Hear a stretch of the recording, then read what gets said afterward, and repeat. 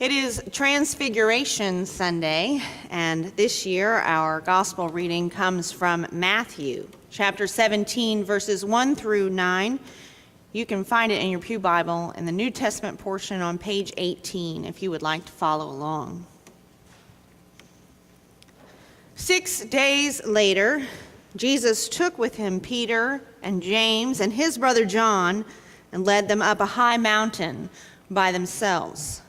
And he was transfigured before them, and his face shone like the sun, and his clothes became dazzling white. Suddenly there appeared to them Moses and Elijah talking with him. Then Peter said to Jesus, "Lord, it is good for us to be here. If you wish, I will make 3 dwellings here, one for you, one for Moses, and one for Elijah." While he was still speaking, suddenly a bright cloud overshadowed them, and from the cloud a voice said, "This is my Son, the Beloved. With him I am well pleased. Listen to him." When the disciples heard this, they fell to the ground and were overcome by fear. But Jesus came and touched them, saying, "Get up and do not be afraid." And when they looked up, they saw no one except Jesus himself alone. As they were coming down the mountain, Jesus ordered them, "Tell no one about the vision until after the Son of Man has been raised from the dead." The word of the Lord. Thanks be to God. Jesus is transfigured. This scene is very mysterious, if not very strange. First, Jesus takes Peter, James, and John up this high mountain where the author of Matthew makes sure to tell us that they are by themselves. Then Jesus changes right before their very eyes. No explanation at all. He just does this really weird thing and starts shining like the sun. Even his clothes become dazzling white in the light. Then suddenly, also without warning or words or preparation of any kind, Moses and Elijah, dead people who have been dead for a really long time, appear out of nowhere and speak with Jesus. And they are presumably recognized by the disciples, even though the disciples were not contemporaries with them and had never seen a picture of them. And Peter, well, we all know people like Peter. He's just talking, doing. And James and John, we know people like them too. They just sort of fade into the background. Who knows what happens to them? They become anonymous. God's voice, coming from a cloud, interrupts Peter before he even has a chance to finish whatever it is he's trying to say, and God quotes God's self, because who else would God quote? Saying, "This is my Son, the Beloved. With him I am well pleased." And then adding, "Listen to him." The disciples are overcome with fear. The Greek reads more like a good Southern novel. They fell on their faces and were greatly afeared. I'd probably be afraid too if I heard a voice speaking from a cloud. But then, just as suddenly as Elijah and Moses appear, they oddly disappear. And Jesus tells Peter, James, and John not to say anything about what has just happened. That pretty much sums it up. There are so many things in this passage that we cannot explain using the ordinary faculties of our minds and our bodies. It is one of the most bizarre incidents that is described in the New Testament, And believe me, there's some bizarre things that happen in the New Testament. But a version of this story appears in each one of the synoptic gospels, in Matthew, Mark, and Luke. And every year on Transfiguration Sunday, we ask ourselves, what does this mean, though? How can we understand this story when the whole scene betrays our sense of logic and reason? I mean, we know voices don't come from clouds. We know that dead people don't suddenly appear and disappear and have entire conversations with us. We know that human beings don't transform before our very eyes and suddenly start shining like the sun. Believing in things we have not seen or have not known is hard enough, but believing in things that betray our entire sense of reality, well, that's asking a lot. So when I approached this story this morning, I immediately thought, let's stick to something we can know, to the things that don't offend our sense of reason. Maybe if we stick to things that we can fathom, it will give us a clue as to how to interpret the rest of the passage. Maybe. So I read and reread and reread and read again this story, maybe a dozen times. And that's when I found it. The thing I almost missed in this otherwise mysterious and peculiar passage. After the disciples fall down on their faces and are greatly afeared, verse 7 says, "But Jesus came and touched them." Jesus came and touched them. Did you know that the largest organ in the entire body is the skin?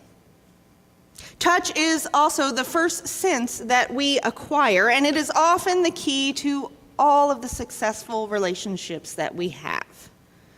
In 2009, in a series of studies conducted by psychologist Matthew Hartenstein, it was revealed that volunteers could accurately communicate a list of emotions to a blindfolded stranger using strictly the sense of touch to do so. Volunteers communicated complicated emotions like anger, disgust, fear, love, gratitude, sympathy, along with happiness and sadness with 78% accuracy. More than if people used facial expressions alone or voice. What's more is that these findings have been reproduced in a variety of cultures. It seems as if we all instinctively know something about how to interpret touch. We see it every day in our lives, even if we don't know it. Children sitting in a pew can tell if that parent's hand on their leg is a sign of affection or a signal to be quiet and quit wiggling without ever looking at their parent's face. We see it when we see a child in a stroller in front of their mother in a crowded room looking cautiously at strangers making googly eyes at them. The child wants to turn to mom to get some reassurance but can't see her, so puts a hand up from the stroller. Mom grabs it, squeezes gently, lets go, and the child immediately relaxes and smiles shyly at strangers. Hartenstein also found that people in these studies that he conducted consistently underestimated their ability to communicate via touch, even though touch has proven to be much more versatile in expressing emotions than almost any other sense. In her book, Close Encounters, Communications in Relationships, Laura Herrero cites more recent studies that show seemingly small, insignificant touches yield better tips for waitstaff at restaurants, higher profits for stores where a greeter touches people as they enter, and even that people are more likely to offer help to a stranger if that request for help is accompanied by a touch. However, more often than not, people in these studies also didn't recall ever having been touched. When asked why they responded favorably in those situations, they expressed that they felt more of a connection with that person or seemed to like them more. Touch strengthens relationships. It is one of the most fundamental ways of fostering and communicating intimacy between romantic partners, between children and their parents or caregivers, between teammates. There's a fascinating study by Michael Krauss on the prediction of performance of NBA players based on how much they touch each other in a game. And touch has also been shown to be the most effective way to communicate comfort in almost any given situation. In our passage this morning, the disciples saw, and they could not believe their eyes. The disciples spoke, and they could not articulate what they wanted to say. The disciples heard, and they fell to the ground and were greatly afeared. But then Jesus came and touched them. Now that's something I can understand. Oftentimes when we read the Bible, we as Christians, as particularly Reformed Christians, tend to focus on our own depravity, on how much we lack, on how inadequate we are, on how ill-equipped we happen to be to do all of the things that Jesus asks us to do. And it's tempting to focus on that this morning, too.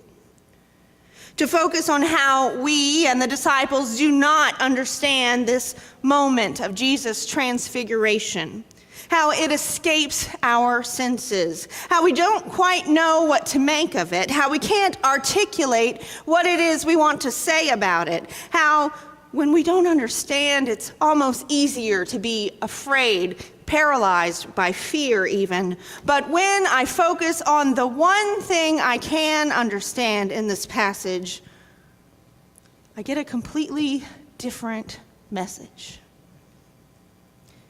Jesus touches them. He reassures them. He invests in his relationship with them using the currency of touch. Touch, something we often take for granted, something we don't even notice most of the time, and a power that we have that we simply underestimate. While we are tempted to focus this morning on the deficiencies of Peter, James, and John, to interpret what is happening correctly, to sense the significance of Jesus' transfiguration, to say something meaningful about their mountaintop experience, Jesus demands no such thing. Instead of scolding them for their fear and failure in the face of God's call to listen to him, Jesus reaches out to comfort and assure them. He touches them. He lays a hand on their bodies. And in that one move, in that one moment, he affirms their human nature. No mention of lack, disapproval, or even criticism. And then, when he speaks a word of resurrection. Get up. And do not be afraid. In Greek, arise and do not be afraid. Showing them, demonstrating that there are other ways of responding to what we don't understand and that which makes us afraid that can bring new possibilities for life. For life.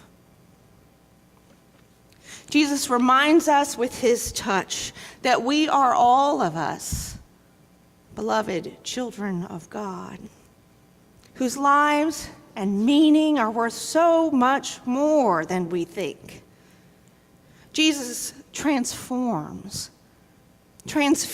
his very self to show the disciples that even when their reason and logic betray them, and they misinterpret and don't understand what's going on, even then, their vocation and mission can arise from Christ. Jesus touches them. He lays a hand on what is, on who we are, and nudges us in the direction of what may be, on who we can become, transfiguring our very idea of what it means to be disciples of Christ. Jesus showed them, shows us that lives are changed when people experience and feel touched by the presence of God in their lives. It's a radical vision, really. This thing Jesus teaches them about discipleship, not as a thing that requires knowledge and intellect and words to pursue, but as a living thing, as an ever-changing thing that fosters, supports, and recognizes transformation, where new and abundant life is given and courage is communicated through a touch of Christ's body. Exactly what the church is called to be and do. Amen.